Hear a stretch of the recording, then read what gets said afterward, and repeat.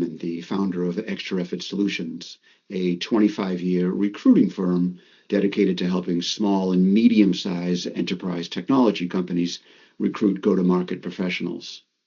Today, we'll be talking with 4 Xtra Effort customers, all CEOs, and the panel will be discussing how AI has presented both opportunities as well as challenges to help them grow. The meeting will include Patrick Van Deven, the CEO of VaultSpeed out of Belgium. Shane Cook, CEO of Etiometry, a clinical decision support software. Shane, if I messed up the pronunciation of Etiometry, I'm sure I'm not alone, but I apologize. And Bob Potter, former CEO of several enterprise technology companies, many who have favorable exits, and a leading board member of Izzy Software, Big Band Software, Blue Dolphin, and VaultSpeed. And we also have Gavin Finn, CEO of Kaon Interactive, an interactive storytelling platform for the life science, IT, and industrial sectors. Is that right, Gavin? Okay, good. And we also have Nancy Shipley, managing partner of Xtra Effort Solutions, and Alex Shipley, a partner at Xtra Effort Solutions. So why don't we get right into it? And the first question is, what parts of your company will AI help you most punch above your weight with improved productivity gains across product development and go-to-market execution? Anybody want to start? I'm happy to jump in. Okay. Yeah, so at Etiometry, and you nailed the pronunciation. Well done. Yeah, we actually have, well, we think of AI in a couple of different perspectives. Number one, we're an AI company. So we've been doing AI for healthcare in the ICU for 10 plus years, well before AI became mainstream or cool. We were kind of on the leading edge of that. So, we use it for productivity gains we have a local instance in our company where we actually use it for product development, for coding. Our R&D team uses it to actually check code and develop new code, et cetera. We also use it for our systems to communicate with each other. So our CRM, databases, and financial metrics, and all of that, pulling that together. I used it. I have a board meeting tomorrow. I built a bunch of slides, threw it in our local instance, and said, write me a conclusion and an executive summary. That's kind of the base usage of AI. So we use it quite a bit. We think it's going to ultimately increase efficiency, not necessarily replace people right now. That's not necessarily the goal. It's making the people we do have more efficient and productive. So use it every day. Great. Good.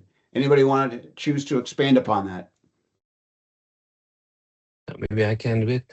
We're also an AI, data and AI company. We are in an automation software company. So we've been doing automation for many, many years. And we used to do it with a rule-based system and a kind of a user interface built for humans. And what it really changes now is the way software is consumed. Doesn't necessarily need a UI anymore for the automation that we produce that could be consumed by another AI on the other side, which has made us really reflect on what is it that we still want to build. And so to your question, Mark, the major productivity factor we've seen is really in coding.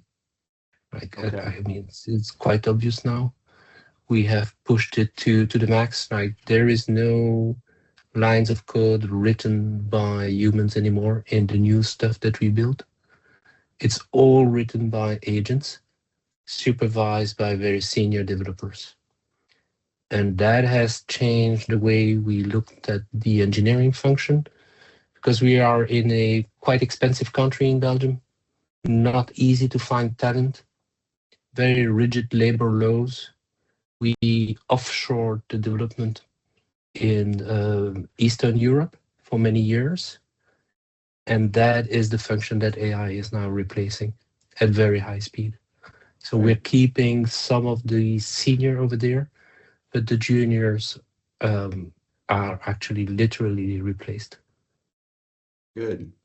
So Shane and Patrick, you provided two very solid examples as to how it's used and on an everyday basis.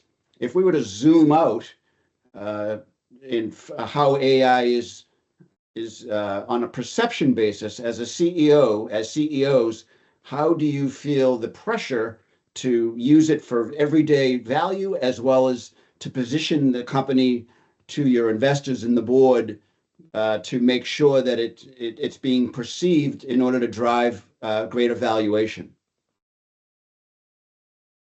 Yeah, I mean, we spend a lot of time, I would say, just starting with customers, hospitals. We sell to hospitals, the health systems, where a key part of our pitch has to be the differentiation of AI. If that's one thing I would point to is that AI is a buzzword, and there are different types.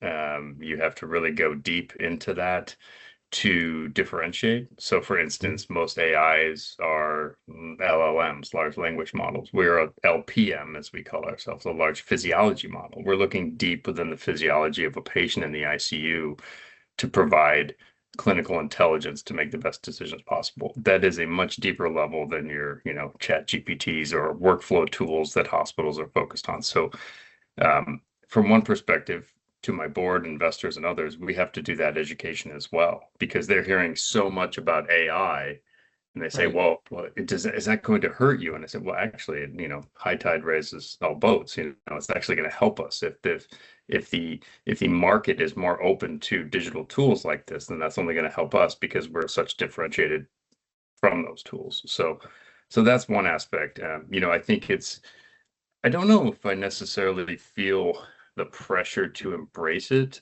just because we did so early and we've always been communicating on that. So we're not trying to play catch up by incorporating it into our own business. It's something we embraced early on. Right. It's interesting how sometimes it's like anybody, sometimes you have to manage up. You have to educate the board. It's not just top down. You have to manage up that way. Okay. Absolutely. Good. And then the other thing I wanted to ask you is, do you ever use AI to explore different products to generate how to iterate on ideas and test the market and to create solutions before you go ahead and do it? Is I can that take that one. yeah, feel free. Or Gavin, if you want to jump in, Gavin. Well, my answer would be no. So go ahead, but I can get back to that. Okay, fine. We haven't done No that problem. yet, but go ahead. Okay. I'm more interested. So Mark, we started recording every customer call in January last year. So it's now almost a year and a half. So it's a library of over 3,000 customer calls, recorded, transcribed, and processed by AI, which gives us insights into what they like, what they don't, but also all the prospecting calls, like sales calls, because people that will never be a customer of us, okay, and the reasons why. It's a gold mine for product management. Compare that to relying on a salesperson, listening to the needs of a customer, maybe writing a sales call report. Maybe you're lucky and you have a pre-sales in that call that can feed the intelligence back to some form of product management function. Okay. Mm-hmm. Compare that with the ability to zoom in, listen to that segment pointed by AI where they speak about this competitor or what they like or not like. It's amazing. For marketing, I would say half of our website is sourced out of real quotes from real customers per industry vertical. And the list goes on. I mean, we have not yet exhausted all the ideas that we have on what to do with these 3,000 calls that we can replay at will. And how do you go about? I mean, it must be amazing the fire hose of content that you're getting from that. That can AI help prioritize? How do you get your head around all that? Can AI help prioritize? Which there's probably so much there. Is it hard? Do you have to really do a lot of training to the large language model to decipher what is actionable and what's not? Bob is my chairman. He's here in the call. He knows that he gets a Friday email every week, no matter what. 52 Fridays a year. He always gets an email. A good portion of that is sourced out of those customer calls. Oh, I thought you were spending all your time doing that yourself. Yeah, but I have those agents helping. Yeah. And they know me because I keep myself, I record myself all day long. Yeah. As a CEO, you repeat yourself all the time. Shane, Kevin, do you have that feeling sometimes?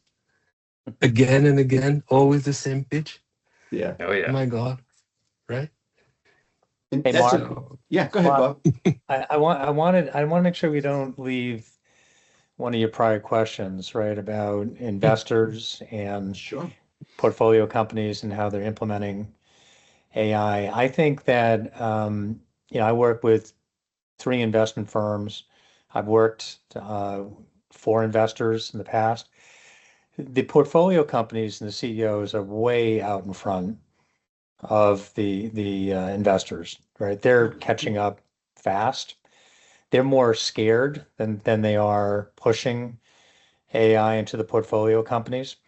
I was at a board meeting 2 weeks ago in New York with one of my other companies, Dutch company. It's a $15 million Dutch company in enterprise architecture. And we were all absolutely amazed at how they're implementing AI operationally. Like Volspeed, this company's called Blue Dolphin. 84% of their code is being developed by GitHub Copilot and Claude Opus 4.7. They use OpenAI and Claude inside their product to help their customers. But where we're absolutely amazed is how they're doing it in operations like HR, right? Where the HR organization is doing performance reviews on the AI agents like they were employees. And every employee has an AI agent that they're working with. And the CEO is insisting that if they don't automate their function, then they're going to be obsolete and redundant in 6 months. Now, this is a scary message, talking about replacing people. Right. All right. So maybe Shane is not seeing in his company, but definitely in this particular company, if the employee is not automating their function, then they will become obsolete, right? And the company is providing enterprise license for 3 products, and the employee can actually bring their own AI agent to the company as long as it passes a security test. So they need to bring in AI to make themselves more productive. It must be, the message has to be delivered in a way where the employee feels safe, that they're not digging their own grave, if you will. Yeah. Well, we talked about that. So a lot of it now is interviewing employees and making sure that they're AI savvy. Right. And the schools are playing catch up now. If you look at in Boston, if you look at Northeastern as an example, MIT and other schools, they're quickly figuring out that if they don't AI enable their students, they're not going to get jobs, right? But in this particular company, it's not it's mandatory. You have to have an AI co-pilot working with you, and if you don't, then it's not going to be good for you. Right. Wow. Patrick mentioned something about how you're collecting the recording and using AI for the 3,000 conversations a day, something to that effect. Is that a means also to glean competitive intelligence as to what other alternatives or technologies are available to address the needs of the market that you're addressing? And then across the panel, are there other ways that AI is being used to learn in a more rapid way what your competitive threats may be? Yes, absolutely. So it's a great source of competitive intelligence. Yes, for sure. So at Blue Dolphin, we have a competitive analysis agent that produces a weekly report that surveys all of the news that's going on in our sector and produces a competitive analysis report for the whole company as to what our competitors are doing. Okay. We have a Slack channel between senior members of the team where we post to the Slack, LinkedIn, or other blogs that we see.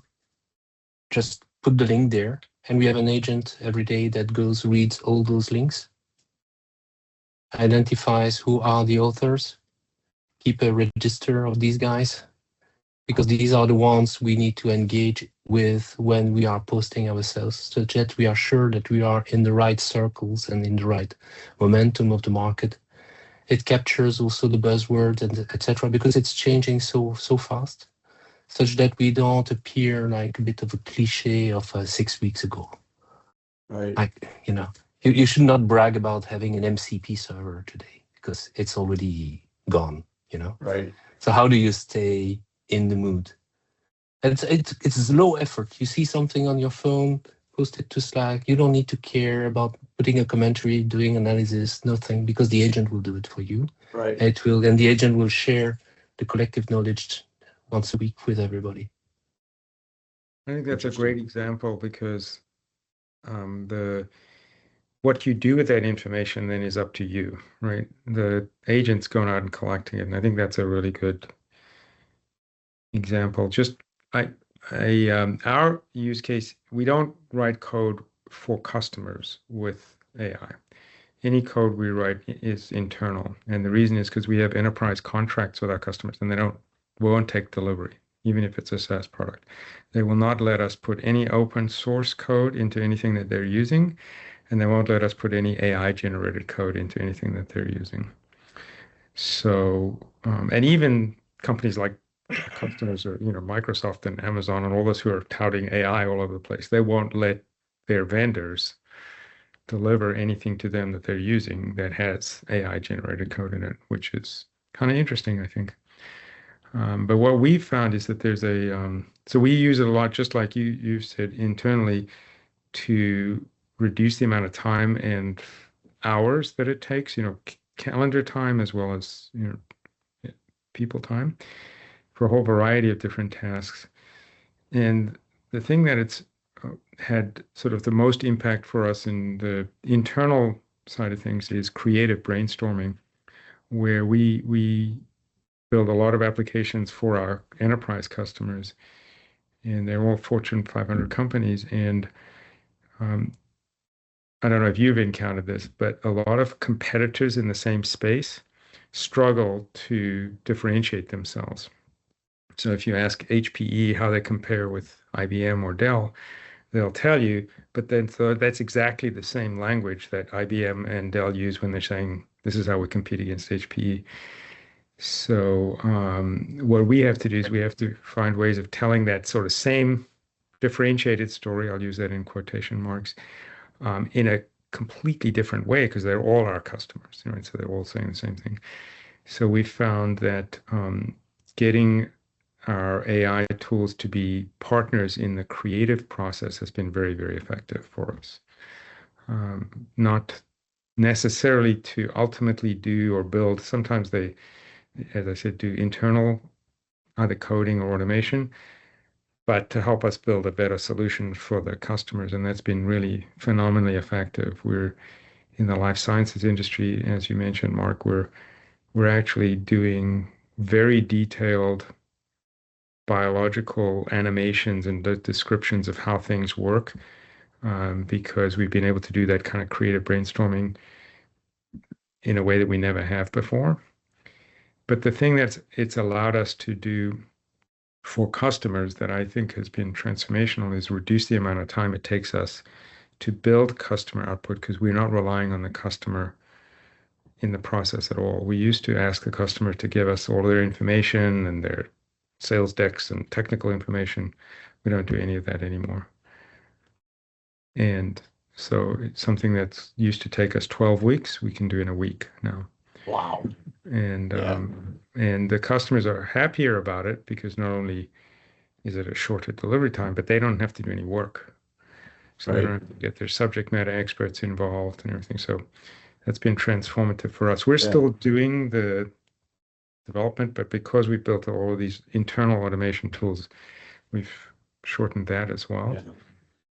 So it's a little different because we're not a product-led growth kind of company. It's much more custom, but it's made a huge difference for us. Huge. Yeah. It's interesting because I always thought of internal productivity, but you are directly impacting the customer experience through AI. Even though they aren't getting AI-generated stuff, it's completely transformed. Right. Wow. So a question near and dear to my heart is how has AI, if at all, impacted your ability to identify and attract and hire talent? Well, I've already mentioned that you need to show that you understand how to use this technology if you're going to get hired. Right. I think you probably know that, Mark, right?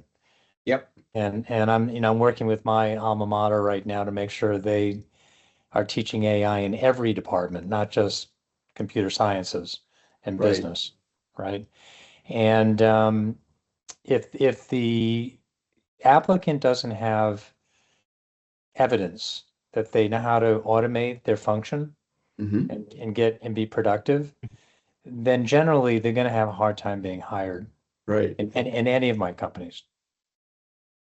We for a long time now, we've said, oh, our client is AI as a way to compel a candidate to say, oh, I want to be part of them. But that message needs to change because that's just table stakes. Everybody is, whether they are or not, is AI. So I'm working with our customers to be more nuanced about their messaging, and I take it on ourselves at Xtra Effort to, well, what about AI? How are they using AI that is leading edge, that is adding value to the customer experience or internal productivity? And that messaging needs to be crisp and effective. And I think for your own internal talent acquisition teams or the recruiters that you work with or your hiring managers, to get that down is of importance. And I'm not sure what you may be doing to help hone that recruiting message as to how you're using AI to add value.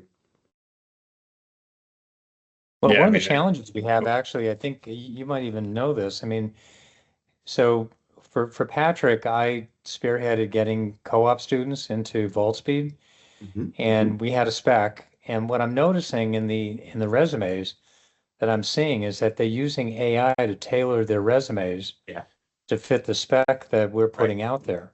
And they even replay value propositions that they were able to get off the website to make themselves more appealing to us. And the skills that we're looking for just magically appear in their resume. So, and by the way, if you see one grammatical mistake on a resume now, you got to question Right.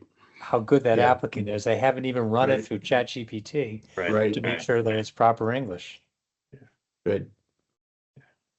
So yeah, ahead, from my please. perspective, I completely agree with Bob on looking at applicants and ensuring that they are AI forward or able to step in and that's part of what they do.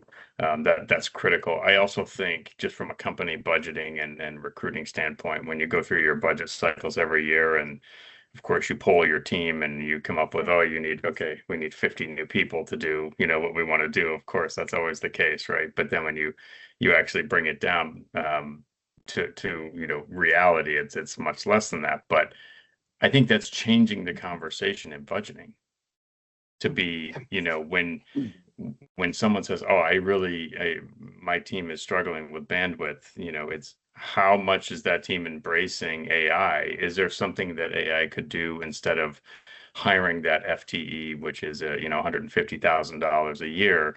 Like how are you doing things differently? So look, we still hire people. I mean, of course that's going to be the case, but it has entered into the equation for those discussions. Wow. That's good. Yeah, I want to make a quick point on budgeting, Shane. Thank you. So usually when you think about a headcount, you think about base salary, variable, and overheads, benefits and that. Now what we're doing at Blue Dolphin is we're adding 30% of their base salary to token usage because we're expecting them to burn tokens. And what we're seeing is that in the April month we're in right now, their use of tokens has exponentially increased over March, and we're not even through the month yet. Yeah. I posted a Slack this week saying, guys, don't use Opus if IQ is good enough, right? The difference in cost is 100x. Wow. Okay, so Sonnet versus IQ is about 10x, and then Sonnet versus Opus can be 5 to 10x, especially if you activate long thinking. So come on, if it's yet again another customer call transcript that you need to PDF, I mean, All right. be cost conscious, because the costs are skyrocketing. And I believe that with the IPO of Anthropic and OpenAI coming this year,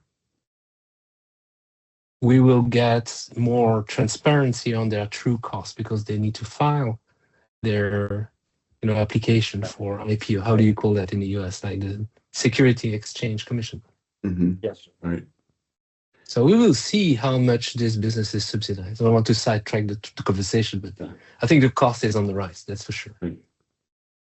Well, I wanted to thank everybody. I hope that you learned from one another. I certainly have learned a lot. I saw a lot of heads nodding, and so I really appreciate it. And I look forward to learning what you have for another session, perhaps, how you envision AI impacting 2027, 2028. Sure. But that's a subject for another time. But thank you very much, and we will all talk soon. Sounds good. Thanks, Thank you, Mark. everybody. Good. Pleasure Thank meeting you.